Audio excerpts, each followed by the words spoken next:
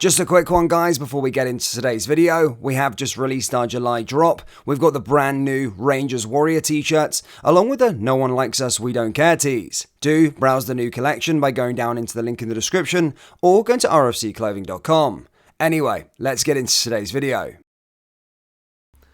And hello everybody, welcome back to the channel, guys. I hope you're all well. Before we do get into today's video, as always, please do smash that like button and subscribe to the channel for daily Rangers content. Guys, just a few more days left of my holiday and I'll be back and return back to a normal consistent setup. I've got a new background design with a green screen all in place. A really exciting new chapter for the new season, so really looking forward to showing you that. But just bear with me for the next few days whilst you see different backgrounds as I just come to the end of my holiday before flying back very soon. Obviously, over the last sort of 24 hours, there has been a lot of news, so we are going to be going over it, which includes, of course, Rangers Champions League opponents have been revealed for the third qualifying round. We're also going to be going through some massive transfer news, as it does seem the next signing is imminent, along with 3 exits as well. So we'll be discussing that in depth in today's video, whilst also going over a few other bits and pieces.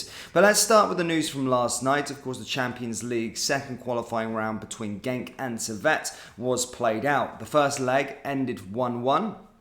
And then last night's result ended again 1-1, 2-2 on aggregate. However, Swiss side Servette won and beat Genk on penalties. Now, this probably looks like an upset, actually, to be fair, because a lot of people did assume that Genk would surpass or go part through and be one of the favourites to actually get to the group stages of the competition. I did say, when the third qualifying round draw was made, I did say that Genk would probably be the hardest opponents out of the lot, or out of the potential opponents that we could have got.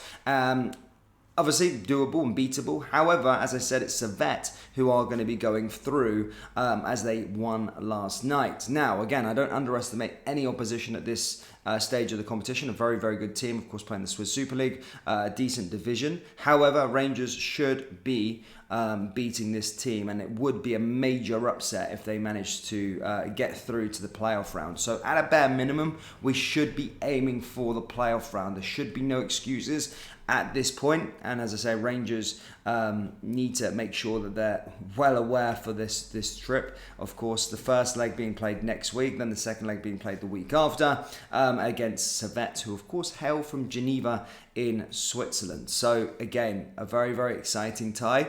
Very much looking forward to it. But as I said, we really need to be at it and make sure that we get past this opposition, because they've already caused one upset. We don't want to be on the other end of the second upset. Now, moving on to sort of transfer news, as I said last week that the deal was agreed and it was a done deal for Rangers signing Jose Cifuentes. Again, it's still done. He has been in Glasgow yesterday as he's looking to finalise proceedings and be unveiled. I think he's kind of doing his media duties. And by the time you're watching this video, or depending on what time it is in the day, he could already be announced as a Rangers player. Of course, on Thursday, the 3rd of August, I would say either today or tomorrow, he'll have the scarf above the neck head and be officially unveiled as a Rangers signing and be signing number 9.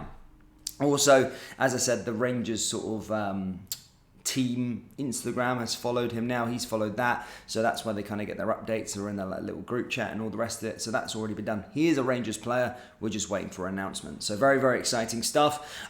More on the centre-back signing. There is going to be a centre-back signing. There really will be. Again, we don't know who that is. It does seem that Jonathan Panzo interest has cooled down, and the Austin Trusty, well, that's not going to happen as he is signed for Sheffield United. So again, it might just be remain to be seen who we actually do go in and go buy.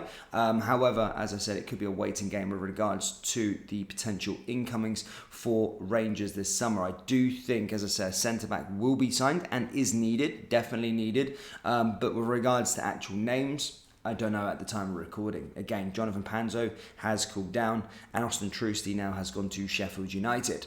Now, with regards to the outgoings, now other stuff, this is where more news has emerged with regards to the outgoings. We've spoke about loads of different things. You may have seen Scott Wright at the My Jazz Open training session the other day.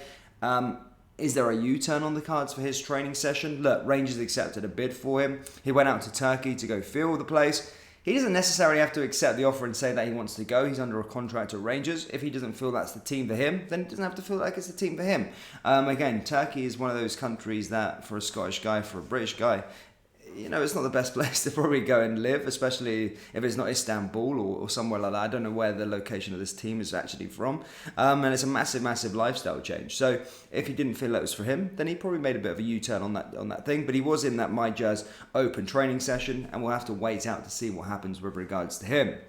Now, with regards to other transfer news, there is 2 more outgoings. Yes, Fashion Sakala has been subject to more interest from Saudi Arabia. We did say that he had been left out of the squad to go out to Germany and is quote-unquote surplus to requirements and is being told to sort of find a new club. Now, this actually does split opinion within the fan base, actually, believe it or not. I do think Fashion Sakala, as I said, he's a decent player, just no end product.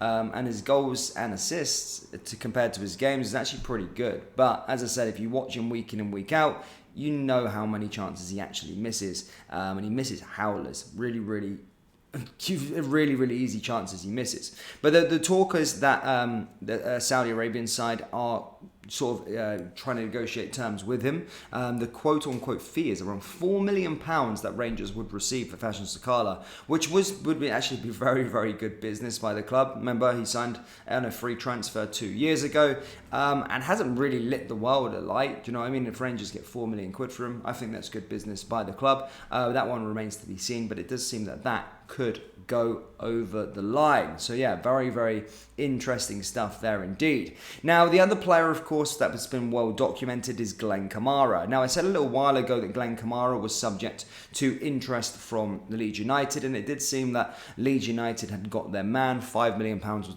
the fee being quoted. However, it does seem things have slightly cooled down on that front now with regards to Leeds, unfortunately, probably for Glenn. However, following this, there is 6 other clubs that are interested in his services and are looking to make a move for Glenn Kamara this summer. 6 European clubs very much interested in the player, and it is expected that a deal will go over the line for Glenn this summer. Again, Kamara, very, very good player. Not very, very good last year. Maybe didn't get as much game time as he had hoped.